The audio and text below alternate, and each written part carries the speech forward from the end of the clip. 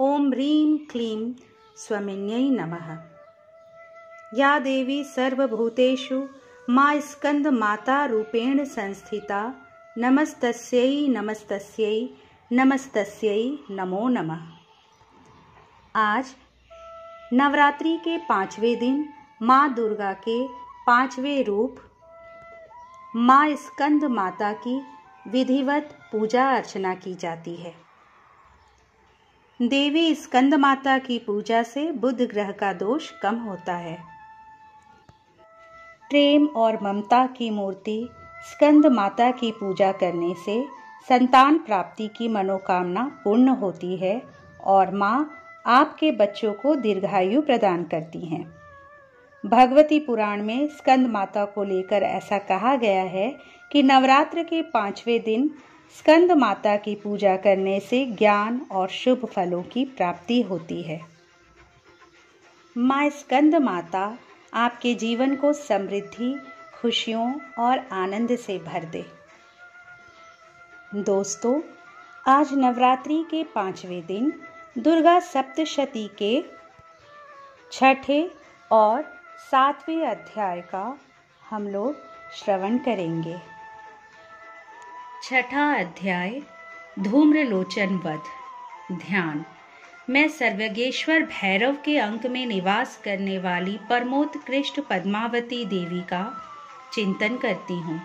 वे नागराज के आसन पर बैठी हैं। नागों के फणों में सुशोभित होने वाली मणियों की विशाल माला से उनकी देहलता उद्भाषित हो रही है। सूर्य के समान उनका तेज है। 3 नेत्र उनकी शोभा बढ़ा रहे हैं। वे हाथों में माला, कुंभ, कपाल और कमल लिए हुए हैं तथा उनके मस्तक में अर्धचंद्र का मुकुट सुशोभित है। ऋषि कहते हैं, देवी का यह कथन सुनकर दूत को बड़ा अमर्ष हुआ और उसने दैत्यराज के पास जाकर सब समाचार विस्तार पूर्वक कह सुनाया। दूत के उस वचन को सुनकर दैत्यराज कुपित हो उठा। दैत्य सेनापति धूम्रलोचन से बोला, धूम्रलोचन, तुम शीघ्र अपनी सेना साथ लेकर जाओ और उस दुष्टा के केश पकड़कर घसीटते हुए उसे बलपूर्वक यहाँ ले आओ। उसकी रक्षा करने के लिए यदि कोई दूसरा खड़ा हो तो वह देवता, यक्ष अथवा गंधर्व ही क्यों ना हो, उसे अवश्य मार डालना। ऋषि कहते हैं, शुंभ के इस प्रकार आज्ञा देने पर वह धूम्रलोचन दैत्य 60,000 असुरों की सेना को साथ लेकर वहां से तुरंत चल दिया। वहां पहुंचकर उसने हिमालय पर रहने वाली देवी को देखा और ललकार कर कहा, अरे तू शुंभ निशुंभ के पास चल। यदि इस प्रकार प्रसन्नता पूर्वक मेरे स्वामी के समीप नहीं चलेगी तो मैं बलपूर्वक झोंटा पकड़कर घसीटते हुए तुझे ले चलूंगा। देवी बोली, तुम्हें दैत्यों के राजा ने भेजा है। तुम स्वयं भी बलवान हो और तुम्हारे साथ विशाल सेना भी है। ऐसी दशा में यदि मुझे बलपूर्वक ले चलोगे तो मैं तुम्हारा क्या कर सकती हूँ। ऋषि कहते हैं, देवी के यो कहने पर असुर धूम्रलोचन उनकी ओर दौड़ा। तब अंबिका ने हूँ शब्द के उच्चारण से उसे भस्म कर दिया। फिर तो क्रोध में भरी हुई दैत्यों की विशाल सेना और अंबिका ने एक दूसरे पर तीखे सायकों, शक्तियों तथा फरसों की वर्षा आरंभ की। इतने में ही देवी का वाहन सिंह क्रोध में भरकर भयंकर गर्जना करके गर्दन के बालों को हिलाता हुआ असुरों की सेना में कूद पड़ा। उसने कुछ दैत्यों को पंजों की मार से, कितनों को अपने जबड़ों से और कितने ही महादैत्यों को पटक कर ओठ की दाढ़ों से घायल करके मार डाला। उस सिंह ने अपने नखों से कितनों के पेट फाड़ डाले और थप्पड़ मारकर कितनों के सिर धड़ से अलग कर दिए। कितनों की भुजाएं और मस्तक काट डाले तथा अपनी गर्दन के बाल हिलाते हुए उसने दूसरे दैत्यों के पेट फाड़कर उनका रक्त चूस लिया। अत्यंत क्रोध में भरे हुए देवी के वाहन उस महाबली सिंह ने क्षण भर में ही आसुरों की सारी सेना का संहार कर डाला। शुंभ ने जब सुना कि कि देवी ने धूम्रलोचन असुर को मार डाला तथा उसके सिंह ने सारी सेना का सफाया कर डाला, तब उस दैत्यराज को बड़ा क्रोध हुआ। उसका ओठ कांपने लगा। उसने चंड और मुंड नामक 2 महादैत्यों को आज्ञा दी, हे चंड और हे मुंड, तुम लोग बहुत बड़ी सेना लेकर वहां जाओ। उस देवी के झोंटे पकड़कर अथवा उसे बांधकर शीघ्र यहाँ ले आओ। यदि इस प्रकार उसको लाने में संदेह हो तो युद्ध में सब प्रकार के अस्त्र शस्त्रों तथा समस्त आसुरी सेना का प्रयोग करके उसकी हत्या कर डालना। उस दुष्टा की हत्या होने तथा सिंह के भी मारे जाने पर उस अंबिका को बांधकर साथ ले शीघ्र ही लौट आना। इस प्रकार श्री मार्कंडेय पुराण में सावर्णिक मनवंतर की कथा के अंतर्गत देवी महात्म्य में धूम्रलोचन वध नामक 6ठा अध्याय पूरा हुआ। 7वां अध्याय चंड और मुंड का वध। ध्यान। मैं मातंगी देवी का ध्यान करती हूँ। वे रत्नमय सिंहासन पर बैठकर पढ़ते हुए तोते का मधुर शब्द सुन रही हैं। उनके शरीर का वर्ण श्याम है। वे अपना एक पैर कमल पर रखे हुए हैं और मस्तक पर अर्धचंद्र धारण करती हैं तथा कल्हार पुष्पों की माला धारण किए वीणा बजाती हैं। उनके अंग में कसी हुई चोली शोभा पा रही है। वे लाल रंग की साड़ी पहने हाथ में शंखमय पात्र लिए हुए हैं। उनके वदन पर मधु का हल्का हल्का प्रभाव जान पड़ता है और ललाट में बिंदी शोभा दे रही हैं। ऋषि कहते हैं, तदंतर शुंभ की आज्ञा पाकर वे चंड मुंड आदि दैत्य चतुरंगिणी सेना के साथ अस्त्र शस्त्रों से सुसज्जित हो चल दिए। फिर गिरिराज हिमालय के सुवर्ण में ऊंचे शिखर पर पहुंचकर उन्होंने सिंह पर बैठी देवी को देखा। वे मंद मंद मुस्कुरा रही थीं। उन्हें देखकर दैत्य लोग तत्परता से पकड़ने का उद्योग करने लगे। किसी ने धनुष तान लिया, किसी ने तलवार संभाली और कुछ लोग देवी के पास आकर खड़े हो गए।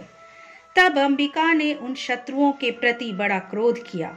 उस समय क्रोध के कारण उनका मुख काला पड़ गया, ललाट में भौहें टेढ़ी हो गई और वहां से तुरंत विकराल मुखी काली प्रकट हुई, जो तलवार और पाश लिए हुए थी। वे विचित्र खट्टवांग धारण किए और चीते के चर्म की साड़ी पहने नर मुंडों की माला से विभूषित थीं। उनके शरीर का मांस सूख गया था, केवल हड्डियों का ढांचा था, जिससे वे अत्यंत भयंकर जान पड़ती थीं। उनका मुख बहुत विशाल था।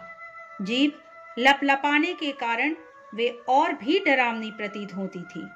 उनकी आंखें भीतर को धंसी हुई और कुछ लाल थीं।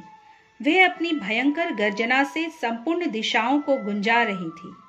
बड़े बड़े दैत्यों का वध करती हुई वे कालिका देवी बड़े वेग से दैत्यों की उस सेना पर टूट पड़ी और उन सबको भक्षण करने लगी। वे पार्श्वरक्षकों, अंकुशधारी महावतों, योद्धाओं और घंटा सहित कितने ही हाथियों को एक ही हाथ से पकड़कर मुंह में डाल लेती थी। इसी प्रकार घोड़े, रथ और सारथी के साथ रथी सैनिकों को मुंह में डालकर वे उन्हें बड़े भयानक रूप से चबा डालती थीं। किसी के बाल पकड़ लेती, किसी का गला दबा देती, किसी को पैरों से कुचल डालती और किसी को छाती के धक्के से गिराकर मार डालती थी। वे असुरों के छोड़े हुए बड़े बड़े अस्त्र शस्त्र मुंह से पकड़ लेती और रोष में भरकर उनको दांतों से पीस डालती थी। काली ने बलवान एवं दुरात्मा दैत्यों की वह सारी सेना रौंद डाली, खा डाली और कितनों को मार भगाया। कोई तलवार के घाट उतारे गए, कोई खटवांग से पीटे गए और कितने ही असुर दांतों के अग्रभाग से कुचले जाकर मृत्यु को प्राप्त हुए। इस प्रकार देवी ने असुरों की उस सारी सेना को क्षण भर में मार गिराया। यह देख चंड उन अत्यंत भयानक काली देवी की ओर दौड़ा। तथा महादैत्य मुंड ने भी अत्यंत भयंकर बाणों की वर्षा से तथा हजारों बार चलाए हुए चक्रों से उन भयानक नेत्रों वाली देवी को आच्छादित कर दिया। वे अनेकों चक्र देवी के मुख में समाते हुए ऐसे जान पड़े मानो सूर्य के बहुतेरे मंडल बादलों के उदर में प्रवेश कर रहे हो। तब भयंकर गर्जना करने वाली काली ने अत्यंत रोष में भरकर विकट अट्टहास किया। उस समय उनके विकराल वदन के भीतर कठिनता से देखे जा सकने वाले दांतों की प्रभा से वे अत्यंत उज्जवल दिखाई देती थी। देवी ने बहुत बड़ी तलवार हाथ में ले हंग का उच्चारण करके चंड पर धावा किया और उसके केश पकड़कर उसी तलवार से उसका मस्तक काट डाला। चंड को मारा गया देखकर मुंड भी देवी की ओर दौड़ा। तब देवी ने रोष में भरकर उसे भी तलवार से घायल करके धरती पर सुला दिया। महापराक्रमी चंड और मुंड को मारा गया देख मरने से बची हुई बाकी सेना भय से व्याकुल हो चारों ओर भाग गई। तदंतर काली ने चंड और मुंड का मस्तक हाथ में ले चंडिका के पास जाकर प्रचंड अट्टहास करते हुए कहा, देवी, मैंने चंड और मुंड नामक इन दो महापशुओं को तुम्हें भेंट किया है। अब युद्ध यज्ञ में तुम शुंभ और निशुंभ का स्वयं ही वध करना। ऋषि कहते हैं, वहां लाए हुए उन चंड मुंड नामक महादैत्यों को देखकर कल्याणमयी चंडी ने काली से मधुर वाणी में कहा, देवी, तुम चंड और मुंड को लेकर मेरे पास आई हो, इसलिए संसार में चामुंडा के नाम से तुम्हारी ख्याति होगी। इस प्रकार श्री मार्कंडेय पुराण में सावर्णिक मनवंतर की कथा के अंतर्गत देवी महात्म्य में चंड मुंड वध नामक 7वां अध्याय पूरा हुआ। और अब हम सब माँ भगवती की आरती करेंगे। ओम जय अम्बे गौरी मैया, जय श्यामा गौरी। मैया जी को निश दिन ध्यावत, तुमको निश दिन ध्यावत, हरि ब्रह्मा शिवरी। ओम जय अम्बे गौरी, मांग सिंदूर विराजत, टीको मृद मद को, उज्ज्वल से दो नैना चंद्र बदननी को। ओम जय अम्बे गौरी, कनक समान कलेवर, रक्तांबर राजे, रक्त पुष्प गल माला कंठन पर साजे। ओम जय अम्बे गौरी, के हरिवाहन राजत, खड्ग खपर धारी, सुर नर मुनि जन सेवत, तिनके दुख हारी। ओम जय अम्बे गौरी, कानन कुंडल शोभित, नासाग्रे मोती, कोटिक चंद्र दिवाकर, राजत समज्योति। ओम जय अम्बे गौरी, शुंभ निशुंभ विदारे, महिषासुर धाती, धूम्र विलोचन नैना, निश दिन मदमाती। ओम जय अम्बे गौरी, चंड मुंड संहारे, शोणित बीज हरे, मधुकैटभ दो मारे, सुर भयहीन करे। ओम जय अम्बे गौरी, ब्रह्माणी रुद्राणी, तुम कमला रानी, आगम निगम बखानी, तुम शिव पट रानी। ओम जय अम्बे गौरी।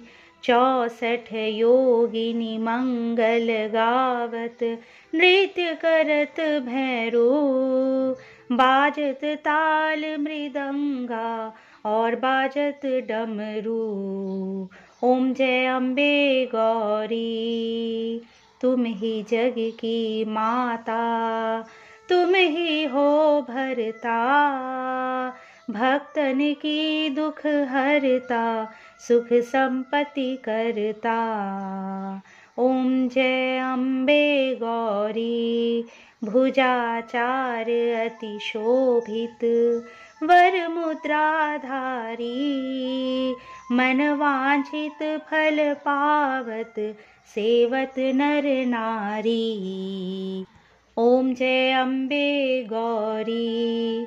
कंचन थाल विराजत, अगर कपूर बाती, श्रीमाल के तुम्हें राजत, कोटि रतन ज्योति। ओम जय अम्बे गौरी।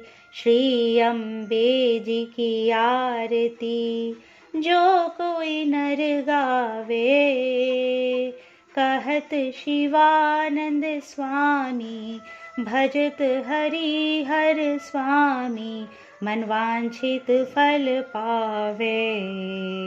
ओम जय अम्बे गौरी। ओम जय अम्बे गौरी। मैया जय श्यामा गौरी। मैया जी को निश दिन ध्यावत, तुमको निश दिन ध्यावत, हरि ब्रह्मा शिवरी। ओम जय अम्बे गौरी।